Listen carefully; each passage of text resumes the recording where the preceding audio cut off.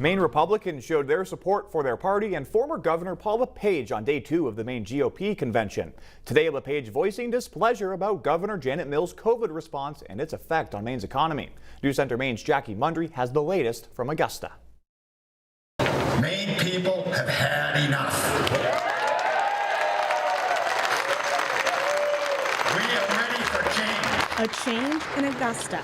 LePage wastes no time criticizing Governor Janet Mills' COVID response, citing some of the strongest lockdowns and mandates in the country, and says Maine's economy took a beating because of it.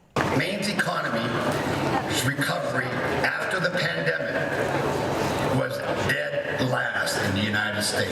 We are number 50. We have had the worst recovery of any state in America.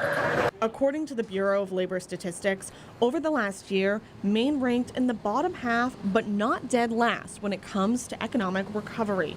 If reelected, he says on day 1, he will reinstate healthcare workers and first responders who lost their job to the state's vaccine mandate. She offered no flexibility. It was either the shot or the pink slip.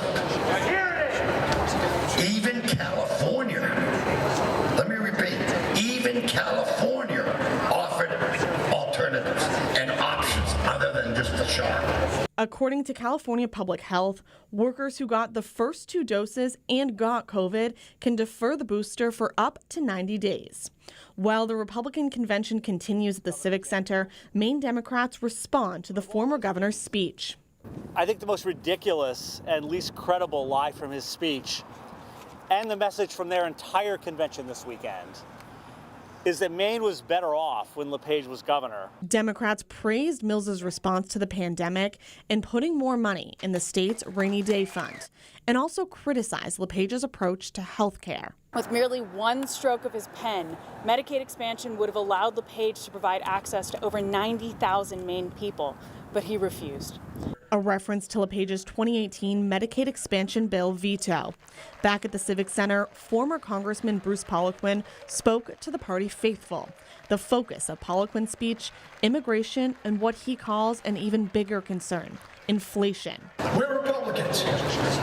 We believe in immigration. It must be legal. He says immigration policies need to be fixed, but there's a higher priority. I say we take care of Maine and take care of American citizens first. On June 14th, the former congressman will face a primary challenger in newcomer Liz Caruso. And she says not being a career politician is exactly why people should vote for her. New blood and strength is needed in what she is calling a fight for survival.